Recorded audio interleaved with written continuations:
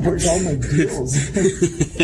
Welcome on into the Faribault Coaches Show from Bashers Faribault Center. Paul Shea filling in for the driving Gordy Kosfeld. He's heading up to the girls' state basketball tournament. We've got Hayfield Vikings basketball coming up at 11. Royal Ross, the real star of the show, sitting next to me here from G&H Property Management, now riding a new-to-him motorcycle, of course, from Harley-Davidson. But Royal, how are you doing today, and what can we expect out of Bashers this week? Good morning, Paul. I am doing swell. Thank you for asking. I hope you're doing the same. We, no bowling scores this week. I guess, it was a little bit slow at the old bowling leagues, but anyway, I mean, there was bowling, just no high scores to announce, so we'll move right into volleyball. Volleyball is starting the first week in May, I believe. Yes, games begin the week of May 2nd. There's a managers meeting April 25th, and the sign-up deadline, we'd like to see you signed up by Monday, April 18th. So we're going to have sand volleyball leagues out here at Bashers, of course. Men, women, co-ed 4, family. That co-ed 4 is a new league, I believe, this year, where it's going to be 4-on-4 volleyball. That should be kind of fun. I look forward to seeing that. Requires a little bit more movement on the court, and I think that'll be a lot of fun to watch. So if you're a volleyball player of any ability, come on out, get your team signed up, or if you want to be on a team, come out and talk to us. We'll get you on a team. It's a lot of fun, goes all summer long. We promise beautiful weather. We just promise it'll never rain, it'll never be too hot, it'll never be too cold. Just come on out, play in the sand. We've got our decks out there, so you can have beverages and food out on our deck. It's a wonderful thing to do. So come on out. We also, of course, have our bowling. Come on out and bring your family for that. A little talk smart time, high five and get a strike, show off, do your chicken walk. Just have a lot of fun bowling, and then also darts, big screen TVs for all your sports entertainment. Right now it's the big NCAA tournament. We'll have those games on. So come on out to Bashers, as I call it, Southern Minnesota's Entertainment Center. So I think I'll turn it back over to Paul now, and it looks like we have a guest here, so let's get this show going. Thanks a lot. Appreciate that. Coach Staloch is here. Keith Staloch with the Faribault wrestling team. He's going to be catching some rays out in Florida, so we're going to get him in and out here. Coach, first of all, I want to say good morning. Thanks for coming. Yeah, welcome to. Thanks for having me. It's good to be here. Coach, let's talk a little bit about the season that was, because, for one, it's a very young Faribault wrestling team. 2, I think you guys had 5 wrestlers go up to state. Very big accomplishment, especially I think only one was 2 were seniors on that one, I believe. But a great showing there. You finished second place when it comes to the section tournament, just falling to Northfield, who made, the tournament. You just want to break down a little bit for me the season you had, and break down some of those wrestlers you got notes on? Yeah, absolutely. Yeah, so we knew we'd have a good squad this year. We had some high expectation for the boys, and I think they had it for themselves too. They really knew what they had goals set for them that were pretty high. So it honestly was a fun season. We started off really well by we beat Owatonna early on in the year, wrestled some good tournaments after that, and got into Christmas break where we headed up to the Rumble. When we went up to the Rumble up in Fargo, we suffered kind of a key injury to our lineup. George Soto broke his arm, so he's recovering nicely from that. It sounds like we've communicated with him, and he's recovering from that. So we kind of hit a bump in the road, and after that we got into some tough duels. And with the loss of George, we were throwing in some young guys in there that weren't necessarily ready for the varsity lineup yet, but we kept moving forward, doing our best and trying to stay focused on achieving our goals. By the end of the season, we had some guys that were wrestling really well. Even in that stretch of those tough duels we had, we wrestled we wrestled Stillwater, we wrestled St. Michael, we wrestled TCU, we wrestled Apple Valley.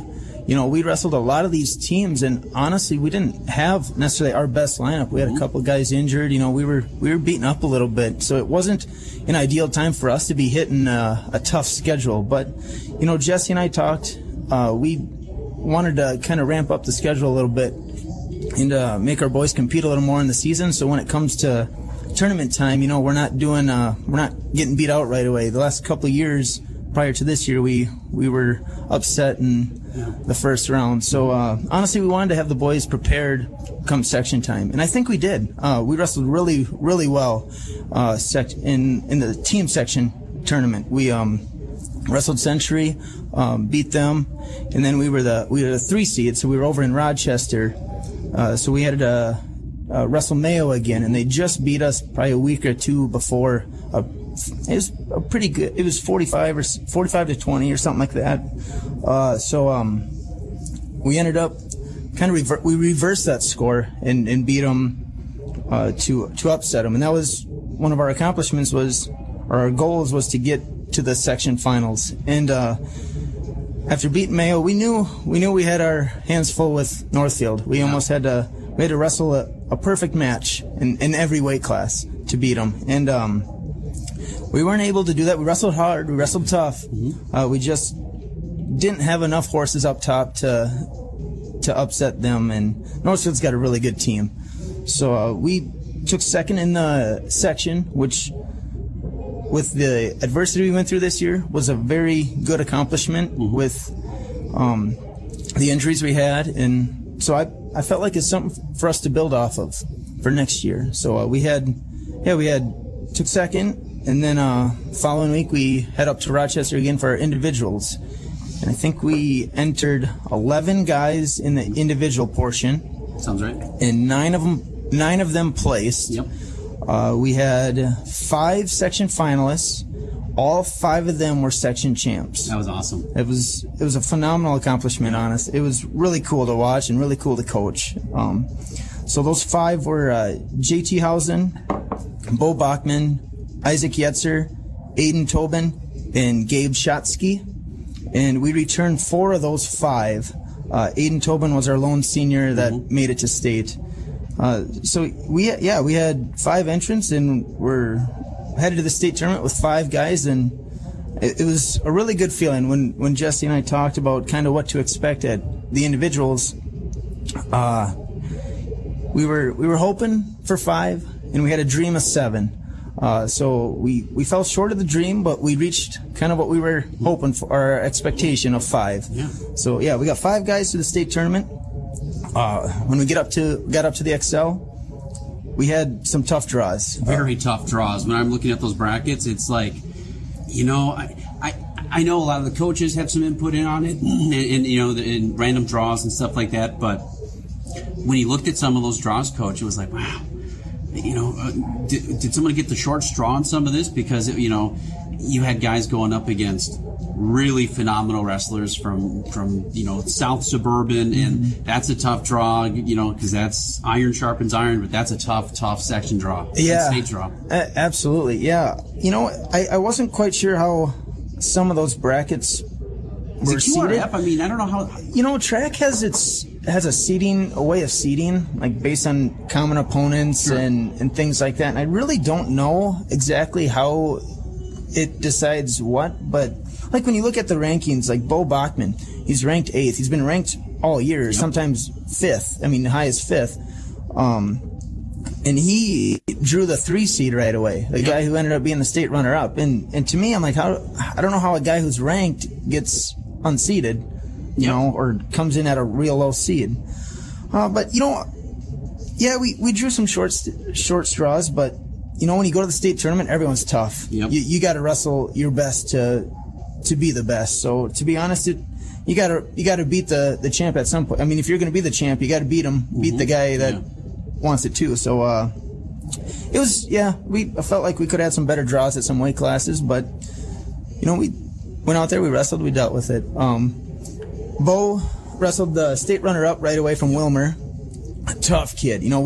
Before he went out in his match, we thought, this is a guy we can compete with. And he's wrestled him in the youth, too, a couple times. But, he lost to him. That kid was tough. He was good. And then that kid won, so Bo got a wrestle back. So how the wrestling individual state tournament works, if you lose your first one, the guy you lost to has to win for you to get a wrestle back. And for Bo's case, that was the case, and he got another tough kid who I think was ranked 6th. So, yeah, his little 4-man group, there's 3 ranked wrestlers out of those 4 guys. Yeah, the other side that's pretty empty. Yeah, it was unbelievable. So he wrestled that Sartell kid, I think. Pretty tough. Just came up short again and got beat. He entered his career, or his state tournament. Sorry, not his career. He's only a 9th grader. Good news there. Yeah, yes, that is good news. So he got some experience up at the state tournament. So he kind of knows what to expect now. I think he was a little nervous going out there. I mean, you walk through that tunnel of the XL Energy Center, and you just see how big it is. It kind of can be a little shell shocking. So, I mean, I think Bo knows what to prepare for now, and I think he's ready to give it a good run next year again. Can't wait. So, and then after Bo at 126, we had Isaac Yetzer. He bumped up to 145 for sections and won his section. He went out and he had the 4 or 5 seed right away, and a tough kid from Shakopee who ended up placing 4th, and he lost to him, and then that kid lost his next one, so he didn't get a wrestle back. So he was 0-1, but again, he wrestled a kid who placed, so he had a tough kid as well. And Isaac, only a 10th grader. Again, he's coming back. He's got a couple more years on him, so he knows what to expect to get back to the state tournament. Then after him, we had Aiden Tobin, a senior, wrestling at 152. He had, I believe he was a 7 seed. Yep. So he had a kid from Stillwater who he wrestled previously and beat early on in the year, and he beat him again. Yep. And then he wrestled the kid from Forest Lake, I think it was, who ended up being the state champ. So he lost to him, and then had to wrestle a kid who took 6th. So both his kids that he lost who placed, and just came up short of reaching the podium. But honestly, Aiden had a phenomenal year for the adversity he's gone through in his wrestling career. Yeah. He's had a couple of injuries, and he was able to make a state tournament appearance and wrestle tough at the state tournament. It was a fun year to have Aiden and to watch him wrestle and to coach him. He's a great leader. He's a great kid, and I'm looking forward to see what he does next, going on to college and where he goes and what he chooses to do. Then after Aiden, we had Gabe Shotsky. Gabe wrestled 220. He drew a tough kid right away. I thought that was one of the worst draws you guys had. Yeah. Where Gabe was. Yeah, he was right up at the top. He had to win. Whoever won that match had the 1 seed right away, and that kid was the 1 seed, ended up winning it, and he was a tough kid. I think he's going somewhere to wrestle in college too. So Gabe lost to that Wilmer kid, who was a tough kid. He was big, he was strong. And that kid lost, so Gabe didn't get a wrestle back. That Wilmer kid ended up taking 6th. But the nice thing, I think Gabe getting this experience, he knows what to expect for the coming years. He's a junior, so he's got 1 more year left. He's got next year. So I think he'll be prepared to kind of expand on those goals and reach a little higher. So the last one that we had was JT Housen. And JT was seated 4th, I believe it was, or 5th? Maybe 5th. He was seated 5th. And he wrestled, I can't remember where the kid was that he wrestled first, but he was up 10-0 on him. And then the kid threw him for 5, and JT had a fight to not get pinned. And he ended up getting off his back and ended up winning the match 10-6. And then in the quarters, he wrestled Jacob Aho, who was ranked right above JT. JT actually wrestled him last year in the state tournament at St. Michael and lost to him. So it was kind of a familiar foe that we knew about. We knew he was a tough kid. JT went out. He was down 2-0 going into the 3rd period, and the Forest Lake kid took down. And I looked over at Jesse. I remember sitting in the corner, and I looked over at Jesse with about 1.5 minutes left. I'm like, Jesse, I think we got to cut him. And Jesse's like, no, we got to turn him. And we ended up getting 2 stalling calls, 2 stalling call points to tie the match. And then with 30 seconds left, JT turns him for 3 near fall to beat him. So we beat him 5-2. Then he ends up wrestling the eventual state champ in the semis, lost to him. And he comes all the way back to wrestle the Forest Lake kid again for 3rd. And it was another battle with that kid. And JT wrestled a phenomenal tournament, was able to come out and beat him again and take third. So it was a great tournament for all 5 of them, but to have a place winner, it was good. It's something to build off. And again, JT's only a sophomore, so we got a couple years left with him. And to finish third, higher than what he was ranked, kind of had some tough kids in his weight class. So it was a good state tournament. We felt like the boys wrestled well, they wrestled tough. 4 of the 5 are coming back, and we got a lot to build off for next year. Kind of what we were hoping to reach was get some hardware to bring home, and that's what we did. So we got something to build off for next year. Target? Do you think there'll be a target on Faribault next year when it comes to not only the Big 9 but in sections too? Not to put you on the spot. Right? Yeah. I don't want to say we got the target. I want to say we're going to compete for the Big 9. Yeah. We're going to contend. We're going to be up top again. We're going to compete for the section title. But I think right now that target's going to be on Northfield's back, and we'll gladly take it from them. Yeah. We're going to aim to be that section champ. Our goal is to next step. We want to bring 14 guys, a full team, to that state tournament. So that's kind of our goal for next year, is getting these boys to continue to improve on the mat, get a little bit stronger, get a little bit faster, and set their sight on getting everyone to that state tournament as a team and sending more guys individually as well. So we want to spend a full weekend up there, Thursday through Saturday. So that's our goal right now. I don't want to say we have the target. I want to say we got a good squad coming back. You do. We're bringing back everyone except we're losing Matt Nelson at heavyweight. Yep. He first year out for him since his youth years. So he was a great addition. 20-win season for him. He was a great help at heavyweight. He even won us a match against TCU. It came down to heavyweight. I was about to say that was at the Prior Lake. The place went nuts. It was awesome, and it was an overtime too. Yep. Pinned him. He had to pin him to win, and he pinned him. And we lose Aiden Tobin, who's had a phenomenal career as a Falcon, and we lose some leadership, some good leaders there. Tobin and Matthew are both great leaders for the team, and have really developed our underclassmen to hopefully fill those shoes. So we lose some guys. We're gonna have to find a heavyweight again, and we'll wander those halls at the high school. We'll look for a guy that's big enough to be our heavyweight. We'll teach him a few things, and hopefully we can find someone to fill that spot that Matthew held down this year, and then we're gonna hopefully fill a spot where Tobin was. But we'll find a way to make a lineup that's gonna be successful, and I think we're gonna be a tough squad next year. Yeah. Awesome. Coach, appreciate you coming out today. Really do. I know you got to get up for a flight, so thank you so much. Best of luck next year. And any camps you guys planning to do this spring, summer that you guys know of yet for wrestling? We usually go to the Augsburg camp as a team, bring our guys up there. We plan on holding a couple. We're not sure when yet, here in Faribault for the boys, and kind of see what the boys want to do. We might try to hit a few others, but we're planning on hitting the mat a little bit, hitting the weight room, some speed stuff. We'll work on improving and being better next year. All right, well, Coach, now I got to tell you this. Next year, I want to see you here, when you don't have any meets, because I got to ask you more about your high school career, because there's some interesting stories from New Richland, Heartland, Allendale, Geneva, and some of your past classmates. So we got to get into that. Okay? Absolutely. All right, Coach. Appreciate it, man. Thank you. Right. Roy, that was fun. I love talking wrestling. And, I do too. When it comes to where we are right now, we're at Bachelor's Fair Bowl Center.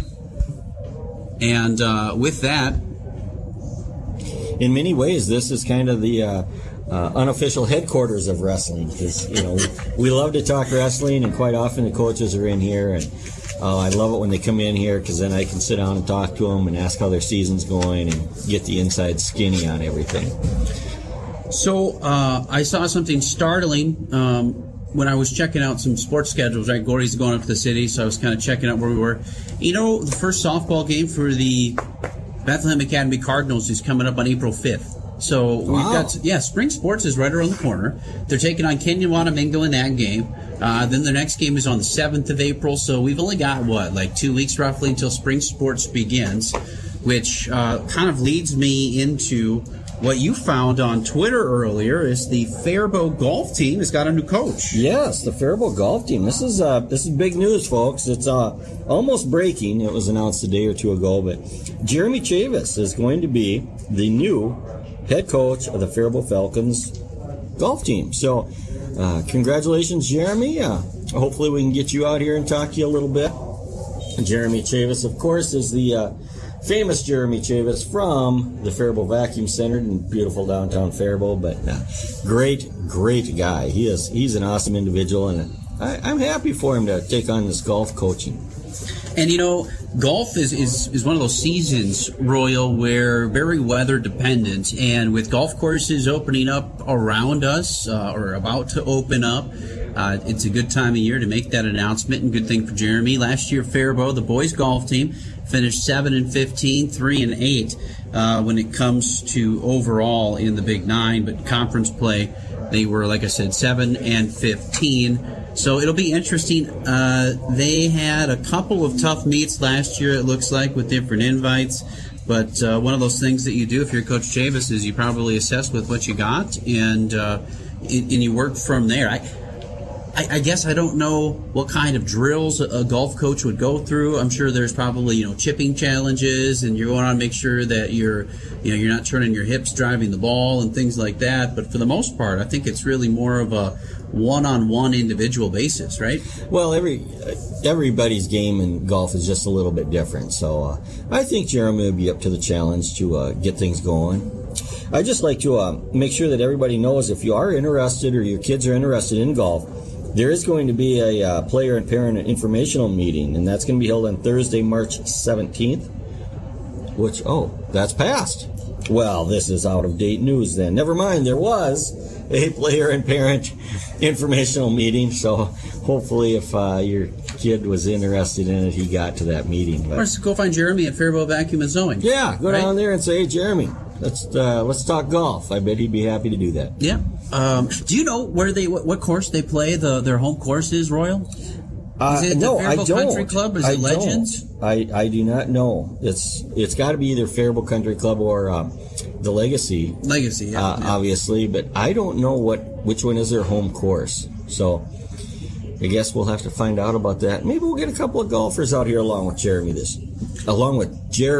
year. Yeah, that would be kind of a fun thing. In years past, in another life, we used to follow around high school golfers on a cart and broadcast matches.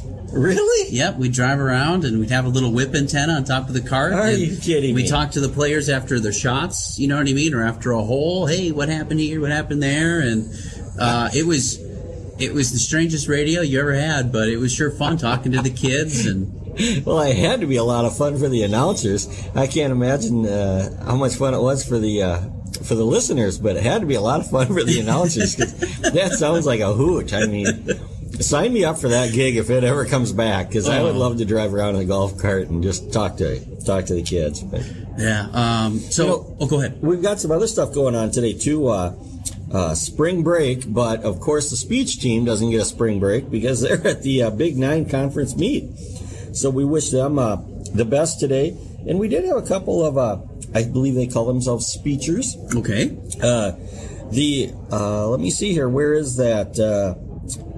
A couple won the duo interpretation at the Big Nine conference meet.